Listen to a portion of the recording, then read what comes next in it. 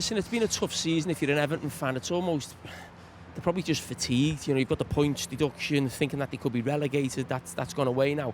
And as soon as you get out of that, you're thinking, what's going to happen now at the end of the season? You know, obviously with the ownership, with Mashiri, the group 777, who are propping the club up, basically keeping the club going, putting in 15, 20 million every month to pay the wages and pay the costs for the stadium. So Everton fans don't want them, I don't think, to actually take over the club. But you'd actually think, where would Everton be right now without them? You know, they put 200 million and they don't even own the club. So if the Premier League don't pass them, whoever does come in at some stage or whether Mashiri stays, they need paying back.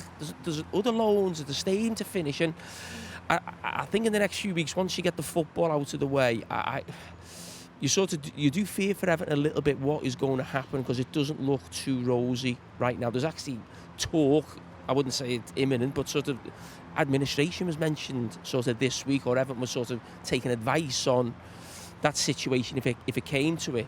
I'm not sure it's there right now, but it's been really tough for Everton supporters. And I just think what the ownership have done, listen, I've called them the worst run club in the country for about 2 or 3 years. It's probably just coming to fruition now, where it's all coming out, and obviously the points deductions and where they find themselves right now. And I think the Premier League are actually in a really difficult position, because it's obvious that it shouldn't take 8 months to pass new owners. So they obviously don't think they are fit and proper owners for whatever reason, but they're also thinking, if we tell them no, this group 777, who's actually going to be funding Everton right now?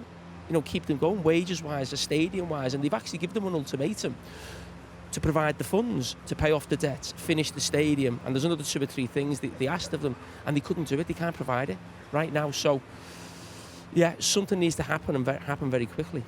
And in the meantime, they're trying to put the performances in on the pitch. They've done that to the point where they know they'll be playing Premier League football next season. But with your understanding of the sort of running of a football club, how difficult is it to keep everything going on the playing side of things when there is uncertainty at a boardroom level?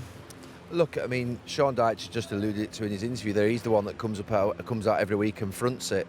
You know, he's not the businessman, he's not the funder, he's not the owner, he's not even the sporting director. But it is the managers week in, week out who have to come out and face these issues, and sort of, if you like, we ask them the questions. Look, the Premier League is beautiful, it's shiny, it's the best league in the world to watch, but there are a lot of governance issues, a lot of these types of issues that exist in football, this pressure, this desperation that goes on and on and on, and the cycle and just has to stop. We need control in the game just generally, and I think that Everton fans are the ones who are sort of, if you like, most vulnerable at this moment in time, because obviously, as Jamie's just said, it looks like at this moment in time they're trying to get to the end of the season so they don't go into administration whilst the football's still being played. That obviously is something that they're trying to sort of navigate, but they've got to get out of this situation pretty quickly, and they need a long-term sustainable solution. Where's that coming for Everton? That's the scary thing, and a lot of clubs are in the same position.